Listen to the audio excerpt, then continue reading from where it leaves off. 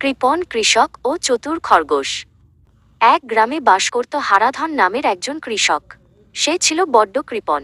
তার বাগানের এক কোণে ছিল এক চমৎকার ব্ল্যাকবেরি বা কালো জামের ঝোপ। সেই ঝোপে থোকায় থোকায় কালো কালো বড় বড় মিষ্টি ফল ধরত। হারাধন সেই ফল কাউকে দিত না, এমনকি নিজেও সবটুকু খেত না, পাছে ফুরিয়ে যায়। সেই বনের ধারেই বাস করত তুলতুল নামের এক চঞ্চল খরগোশ। তুলতুলের নাকে যখন পাকা ব্ল্যাকবেরির মিষ্টি গন্ধ যেত, তখন তার জিভে জল আসত। সে দূর থেকে ওই ঝোপটির দিকে তাকিয়ে থাকত আর দীর্ঘশ্বাস ফেলত। সে ভাবত, ইস, যদি একটি ফলও পেতাম।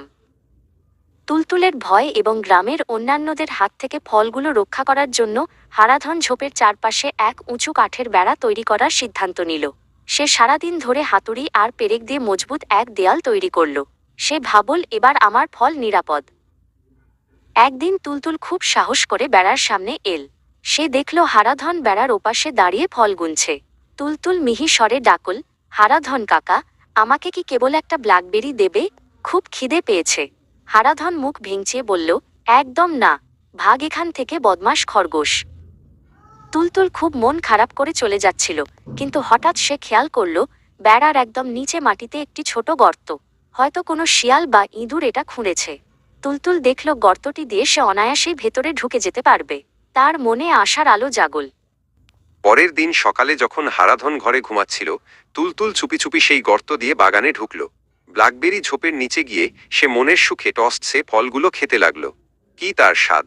তুলতুল মনে মনে বলল, কৃপণ লোকের ধন অন্যে খেয়েই শেষ করে। হারাধন যখন বাগানে এল, সে দেখল ঝোপের নিচের দিকের অনেকগুলো ফল নেই।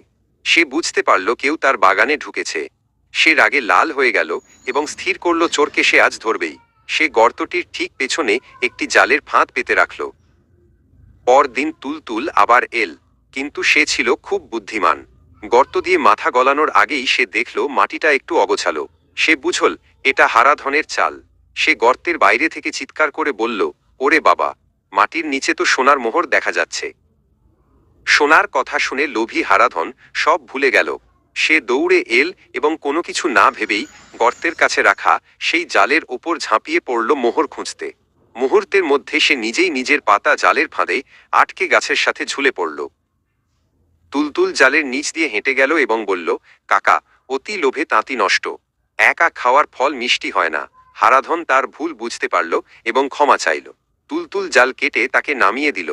এরপর থেকে হারাধন আর কৃপণ রইল না। সে প্রতিদিন তুলতুলকে এক বাটি ব্ল্যাকবেরি খেতে দিত।